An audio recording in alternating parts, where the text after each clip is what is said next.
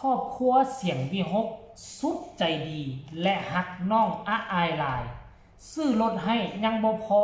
ยังไปตกไปแต่งไปปรับให้มันเหมาะกับหุ่นอาอายอีกด้วยสบายดี FC แฟนคลับมาพบมาพ่อกันรอบดึกก็ถือว่าได้ปัจจุบันนี้จะก้าวเข้าสู่9 โมงแล้วเฝ้าระวังพายุลมฝนกำลังเรื่องแป๊บๆปั๊บฟ้ากำลังห้องคึมๆคำๆทานผู้ชม MC แฟนคลับเฝ้าบ่เป็นอีหยังใดเฝ้าเพื่อจะไปใต้กบใต้เขียดมันตกมาโลดบริยานดอกน้ำมันก็ไปเติมใส่3 วันละเต็มถังละน้ำมันมอไซค์เด้อว่าเป็นรถใหญ่เฮามีรถยนต์เนาะตกมาก็ลงท่าหากินและทานผู้ชมเอ้ยแต่ว่าก่อนพายุสิมาก่อนสิไปล่าเขียดนี่มีข้อมูลข่าวสารเรื่องเล่าดีๆเกี่ยวกับบ้านเสียงวีหกเกี่ยวกับตัวน้องอาอายลูกสาวของบอสนกพงศกรนะทุกคนเลยก่อนหน้านี้2-3 วัน FC แฟนคลับก็คงจะได้เห็นแล้วละว่าบอสนกเซอร์ไพรส์รถมอไซค์คันใหม่คันแรกในชีวิตของน้องอาอายซื้อให้ทั้งครอบครัวเลยทั้งอามายอาเทพซามินมิลินรวมทั้งยาหอยบอสนกพงศกรยกกันไปทั้งบ้านไปเลือกให้หลานสาวหัวแก้วหัวแหวนเพียงคนเดียวเลือกมาแล้วก็ไปฮับยุงเฮียนเอามาเซอร์ไพรส์น้องเอาไปขี่คืน1-2 คืนนี่แหละแล้วก็ออกทัวร์คอนเสิร์ตยังบ้านในกล้ามเฮือนเท่าไรแต่ว่าผู้ที่อยู่เฮือนอยู่ซานรถคันนี้มันสูงขาอายยังบ่ทันถึงเบาะสูงโซกหน้าสูงก็เลยเป็นห่วงความปลอดภัยของลูกก็เลยเป็นห่วงความปลอดภัยของหลานอาเทพเป็นผัวของอามายน้องสาวของบอสนกพงศกรเอารถคันนี้ไปดัดไปแปลงไปแก้ไข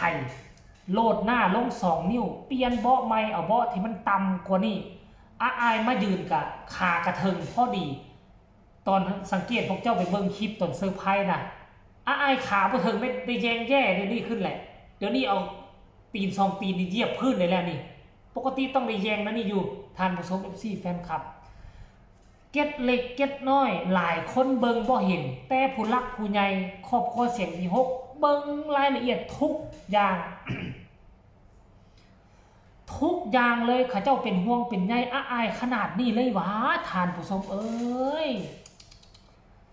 จังแม่นอาอายโชคดีจังแม่นโชคดีเอาแท้เอาว่าทุกคนบ่คิดบ่ฝันว่าครอบครัวเสียงวีหกจะดูแลเบิ่งแยงดีกว่าครอบครัวอาอายโดยซ้ำไปคันสิเว้าน่ะเล็กๆน้อยๆก็เก็บมาคิดมาใส่ใจและเอาไปเฮ็ดปฏิบัติไปปรับปรุงเบิ่งแหม ขนาดนั้นพุ่นน่ะทุกคนเอ้ยโอ้ยมันหาใส่ได้ก็พอแบบนี้ครอบครัวแบบนี้มันหาใส่ได้ผู้ที่จะน้ำตาไหลค่อยคิดว่ายายลำย่าลำน้ำตาไหลแน่นอนสุดปราบปลื้มใจเกิดชาติหน้าสันใดก็ยังใส่นี่บุญคุณทั้งเสียงวีหกบ่เมิดน่ะ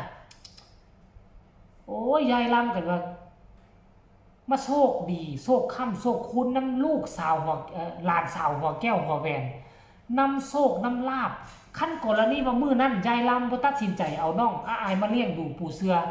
ตอนนี้น้องก็อยู่น้ำพอไปอาจจะบ่โชคดีแบบนี้อาจจะบ่ได้มาเป็นนักห้องอาจจะฮกเหินอยู่ยายลำเนี่ยอดทนกัดแข้วสู้อดมือกินมือในที่สุดก็ประสบผลสำเร็จคนเฮ็ดดีมันย่อมมีสิ่งดีๆกลับคืนเข้ามาตอบแทนบุญแทนคุณท่านผู้ชม FC แฟนคลับเนาะอันนี้คือเรื่องราวอยากให้พวกเจ้านำเสนอแต่ว่ารายละเอียดอยากนำเสนอให้พวกเจ้าได้เห็นแต่ว่ารายละเอียดให้ทุกคนไปเบิ่งคลิปนี้ขออนุญาตอาเทพเจ้าของคลิป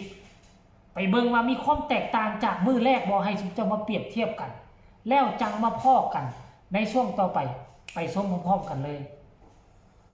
สวัสดีครับพี่น้องนี่ครับพี่น้องตอนนี้นี่ครับส่งงานเป็นที่เรียบร้อยครับพี่น้องโหลดนาเปลี่ยนเบาะครับพี่น้องนี่ให้มันต่ำลงเลยครับพี่น้องนี่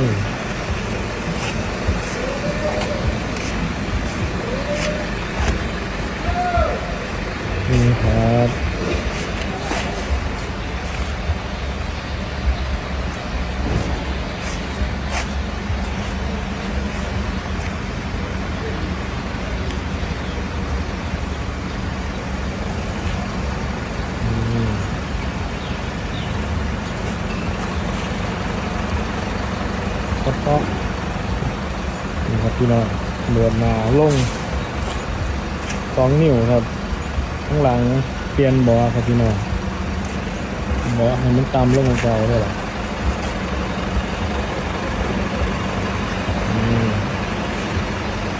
จัดให้ได้แล้วครับนี่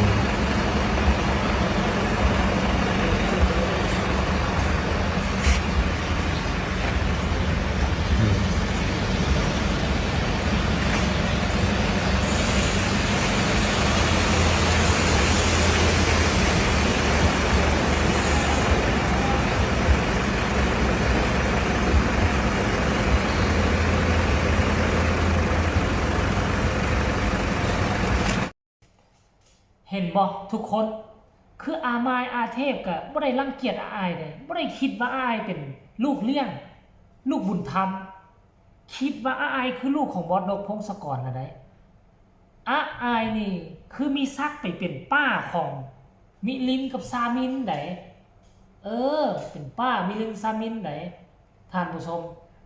อาอายต้องได้เอิ้นอามายได้เนาะอามายอาเทพนี่ภาษาอีสานภาษาลาวของพวกเขานะท่านผู้ชม FC แฟนคลับโอ้มืดคำสิเว้าตั้งแต่ค่อยเกิดมาค่อยยังบ่โชคดีได้เสี้ยวหนึ่งของอ้ายโดยซ้ำไปจักไปทำบุญด้วยอีหยังมาตั้งแต่ชาติปางก่อนเพิ่นอาจจะเคยช่วยเหลือครอบครัวบอสนกพงศกรทั้งครอบครัวบอสนกพงศกรอาจจะเป็นหนี้บุญคุณของอ้ายในชาติปางก่อนอ้ายคงจะเป็นผู้ร่ำผู้รวยช่วยเหลือครอบครัวนี่เกิดมาชาตินี้น่ะมันแปลกเลยทุกคนการที่มาเป็นลูกบุญธรรมกันแล้วจะให้วงญาติตระกูลครอบครัวมาหักดูแลแบบคือญาติพี่น้องนี่มันมียากขั้นกรณีบอสนกว่าเป็นลูกก็คือเป็นลูกคนอื่นก็เป็นลูกผ่านไปแล้วก็แล้วซาที่พวกเขาเห็นนะแต่อ้ายนี่พิเศษเว้ยบอสนกพงศกรก็ว่าเป็นลูก ทั้งวงตระกูลของบอสนกพงศกรกาคิดว่าอ้ายเป็นครอบครัวเลี้ยงดูปูเสือดีกว่าหลานในไส้ซ้ำทานผู้ชม FC แฟนคลับดีอกดีใจนำเด้ออ้ายเนาะตกถังเข้าสารแล้วเอาก็ฝากคลิปนี้ไว้นำอ้อมอกอ้อมใจ FC แฟนคลับอีกคลิปก็แล้วกัน FC FC เสียงที่6ใครเห็นแล้วมีคำคิดคำเห็นแนวใดอยากส่งข่าวอยากส่งกำลังแห่งใจส่งมาได้ทางใต้คอมเมนต์สำหรับคลิปนี้ก็น่าจะลาทานผู้ชมไปเพียงซ้ำนี้แหละทานผู้ชมสบายดี